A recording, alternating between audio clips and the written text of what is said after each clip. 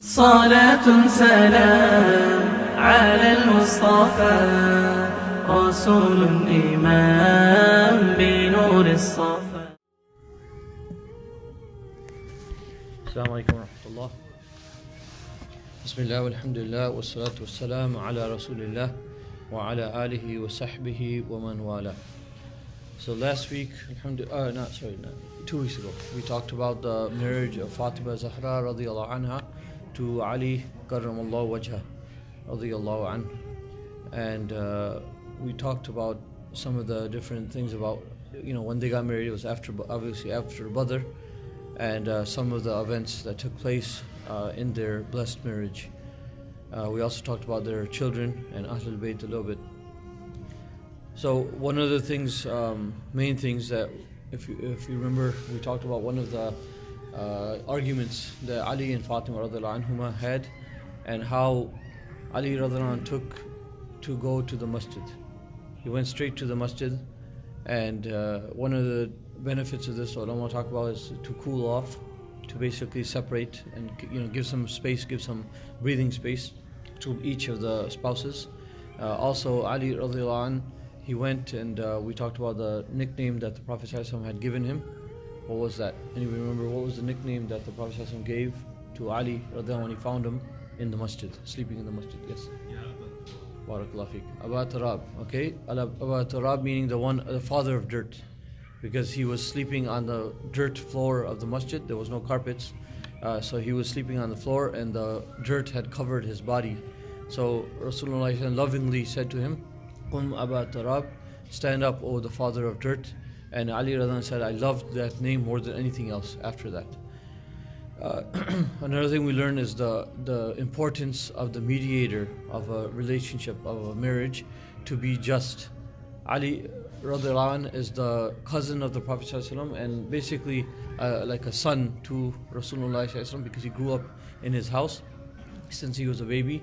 And Fatima radhiallahu anha on the other side is his daughter, his beloved daughter. And we see how Rasulullah ﷺ was being just. He didn't call out Ali radhiallahu anhu to say anything negative to him. He didn't say anything to his daughter and yell at her, say it's all your fault or anything like that. But he was being just, and basically the purpose and goal of mediating between a husband and wife is to basically get rid of any type of negativity and bring the spouses together. So Rasulullah ﷺ did that excellently. So going on, another thing that happened in between Badr and Uhud, remember there was about 11 months in between. Ramadan, 17th of Ramadan is when the Battle of Badr took place, and the Battle of Uhud took place in the 3rd year of Hijri, 1 year after that, about 11 months after that, in the month of Shawwal, the 7th of Shawwal. Okay, so about, you could say 12 months after that. Okay, so 1 year after that, approximately.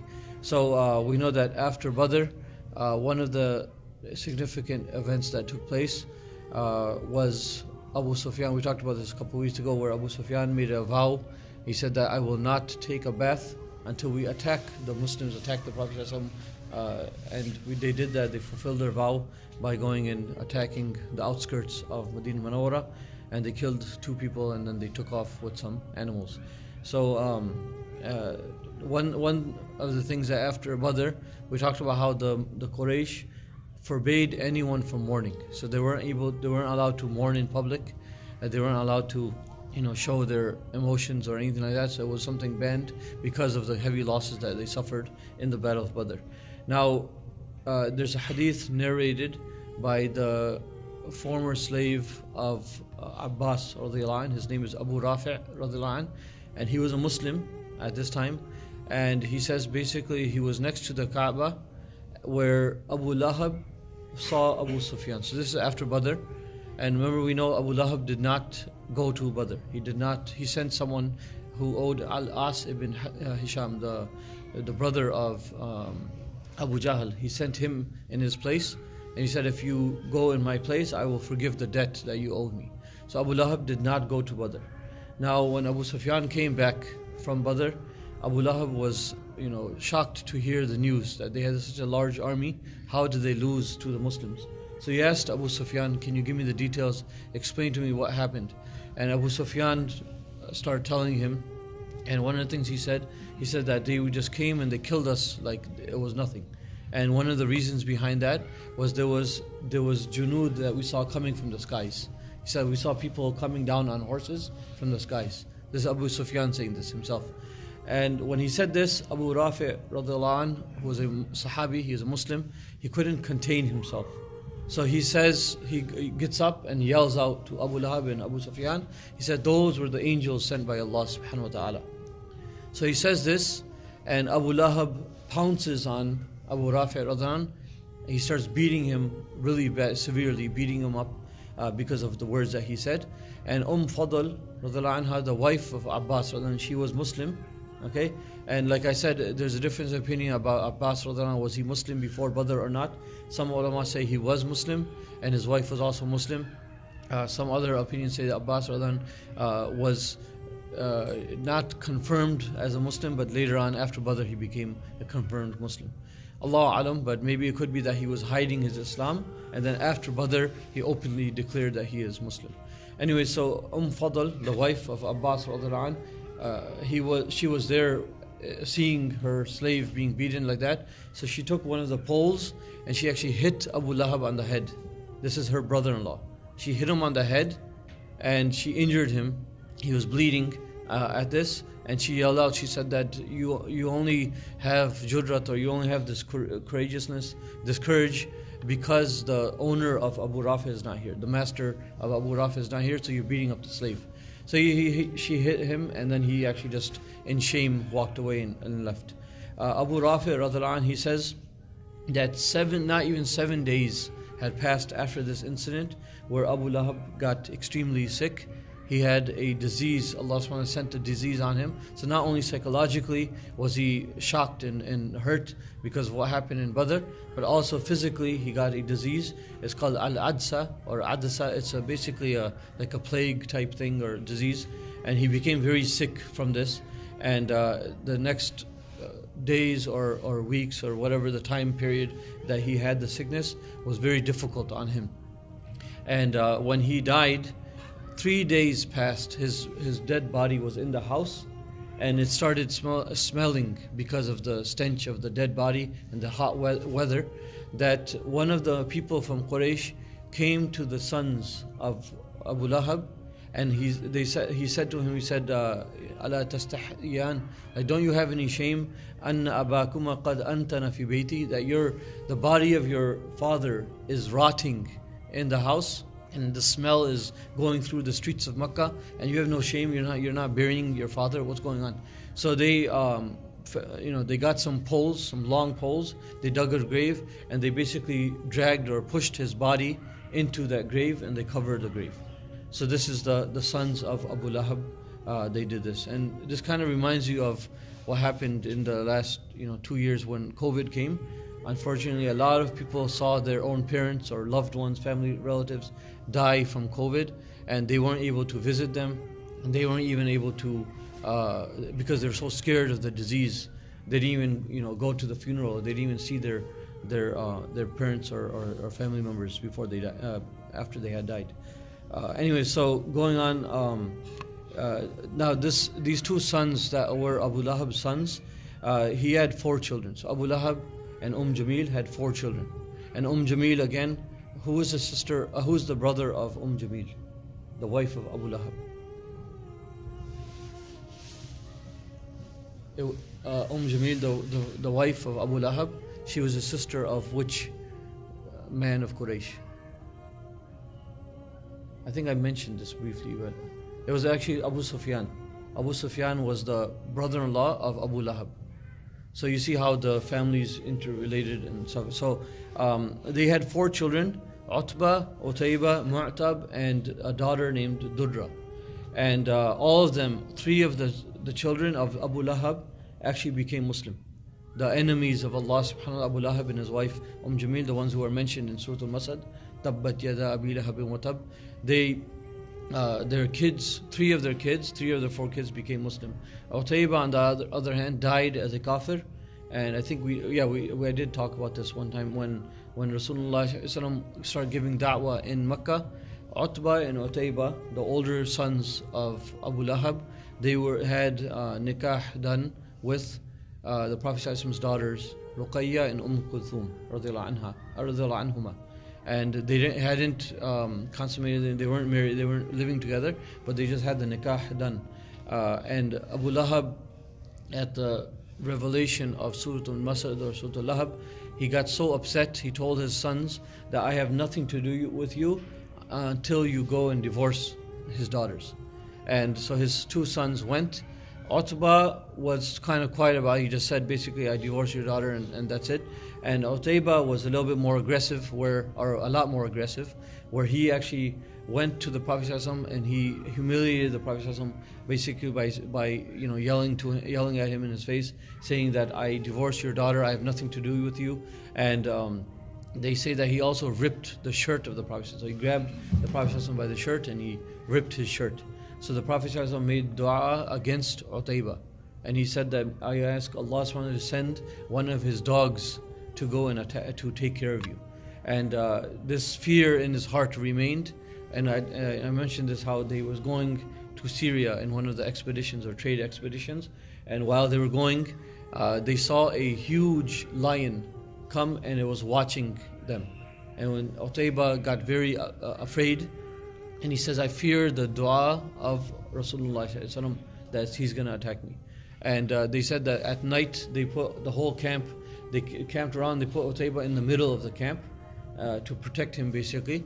And they said that at night this lion came and it started going through, smelling each person and smelling the tents and the people who were sleeping. And he skipped through all the way to the middle where Utbah was, and they said he attacked him and he killed him right there instantly. So that was Utbah, the son of Abu Lahab. He was the only one who died as a kafir. The rest of the three became Muslim. Now, also another thing that happened between Badr and Uhud is that the marriages of Kulthum, radiallahu anha, the daughter of the Prophet ﷺ. Okay, so she's the third daughter. There's four daughters of the Prophet ﷺ. You have Zainab, radiallahu anha. You have Ruqayya, radiallahu anha. Kulthum, radiallahu anha. And Fatima Zahra, radiallahu anha. So the third daughter of the Prophet ﷺ, remember Zainab radiallahu anha was already married, okay, to someone else. Ruqayya radiallahu anha was married to Uthman radiallahu anh, and then she passed away during the Battle of Badr, or during that expedition. During that time, she was buried when the news came to Medina. When it reached Medina that they had won, she was being buried right at that time. So next, the daughter of Kulthum radiallahu anha, and actually the daughter of Umar bin Khattab radiallahu anh, which is Hafsa radiallahu anha. So these marriages took place in between Badr and Uhud. So the husband of Hafsa, so Hafsa radiallahu anha, the daughter of Umar bin Khattab radiallahu anh, she was married to a man named Khunais ibn Hudafa radiallahu anh. And Khunais radiallahu anh was a Muslim. They both went to Habasha. They did the first hijrah to Abyssinia. They came back and then they went to Medina Munawwara. They did the second hijrah to Medina Munawwara. And Khunais radiallahu anh was injured in the Battle of Badr. So he sustained injuries in the Battle of Badr.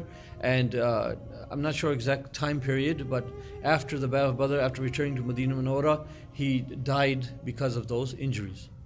This is Khunais ibn Hudafa radiallahu anh. So he died from those injuries and from those wounds after getting back to Medina Munawwara. One thing to mention about Khunais ibn Hudafa radiallahu anh, his brother is very famous Sahabi by the name Abdullah ibn Hudafa radiallahu anh. Abdullah ibn Hudafa radiallahu anh, where this is after the Prophet ﷺ, this is during the time, the Khilafah of Umar bin Khattab radiallahu anh, where Abdullah ibn Hudafa radiallahu anh was captured by the enemy, by the Romans, and the famous incident where he was locked in a cage and they kept him hungry for 3 days.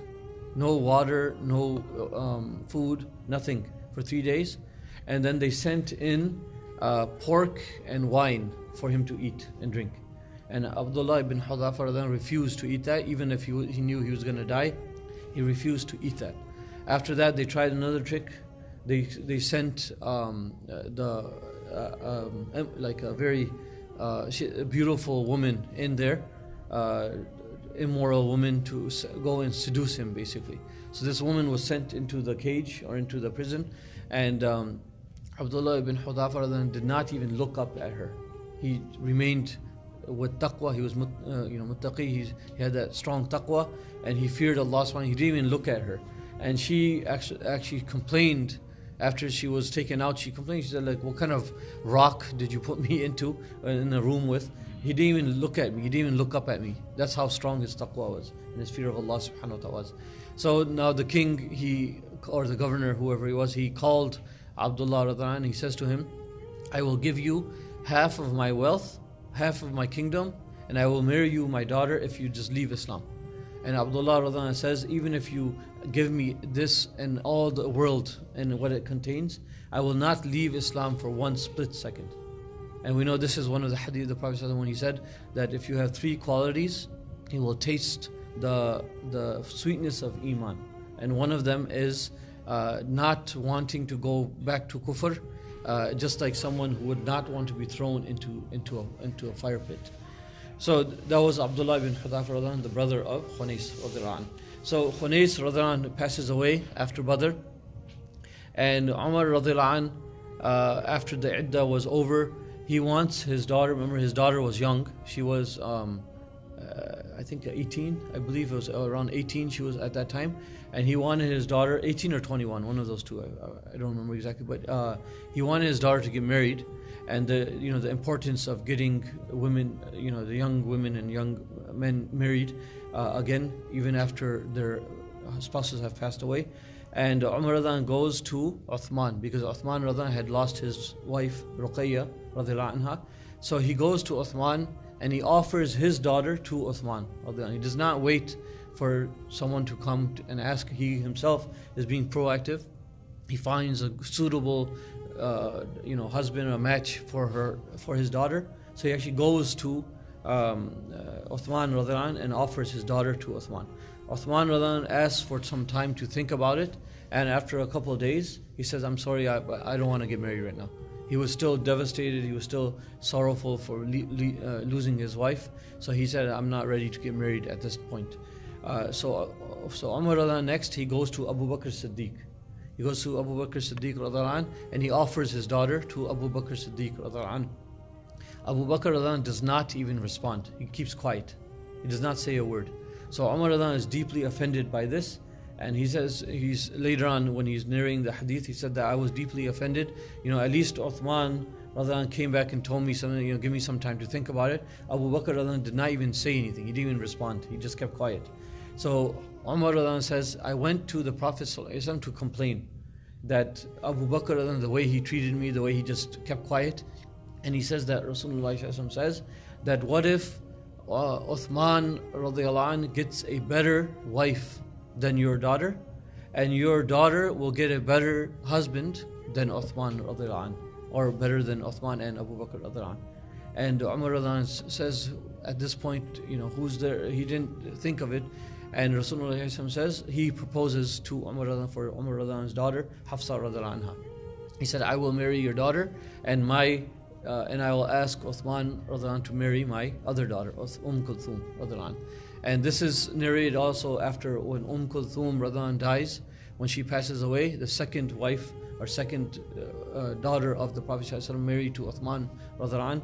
When she passes away, Rasulullah ﷺ says, if I had 40 daughters, I would marry one of them after another to Uthman radiallahu anh until the last one had survived. Meaning that's how good of a son-in-law he is, and such a good man he is, that I would marry all my daughters to him one by one if it came to that.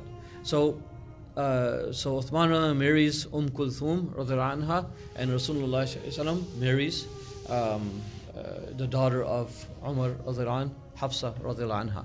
Now, one of the things that Abu Bakr radiallahu anh comes to Umar radiallahu anh after the proposal had been done and everything, and he said to him that perhaps you got upset with me, you were angry with me for the way I responded, the way I kept quiet. And Umar radiallahu anh says, yes, I was really upset. He said that I heard the Prophet ﷺ mentioning your daughter, so I kept quiet, and I didn't want to reveal the secret of the Prophet ﷺ. Remember the hadith of the Prophet ﷺ, al-majalis bil amana, that anything any type of gathering, if you're talking, you're supposed to keep those secret. Those are secrets that you're supposed to keep. You're not supposed to reveal it to anyone unless there's someone being harmed or something like that. There's a valid reason. Otherwise, you're supposed to keep it a secret.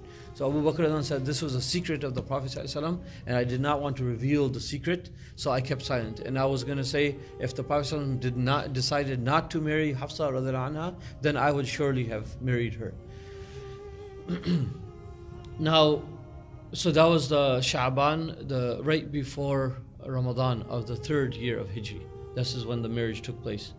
Another incident that happened in between Badr and Uhud, is the Ghazwa Ghatafan. And this is the tribe of Ghatafan that were in Najd, and they were preparing to attack Medina. Attack the Muslims. So the Prophet ﷺ led 450 Sahaba, and he went, and this is larger than the number of Badr. So this is the largest contingent, you could say, or largest army led by the Prophet ﷺ so far in the history of Islam. 450 Sahaba went with the Prophet ﷺ to this area where Banu Ghatafan was, and Banu Ghatafan actually fled to the mountains. When they found out that the Prophet ﷺ had arrived, they fled to the mountains and they hid in the mountains. One of the members of this tribe was caught, and they actually invited him towards Islam, and he accepted Islam. So he became Muslim. The Muslims with the Prophet ﷺ, they camped at a place, at a water well called the Amr. The Amr, they went and they camped there, and they stayed there for quite a while, basically showing the enemy and taunting them or telling them that if you're man enough to come fight, we're right here, we're waiting for you to come fight. But no one showed up.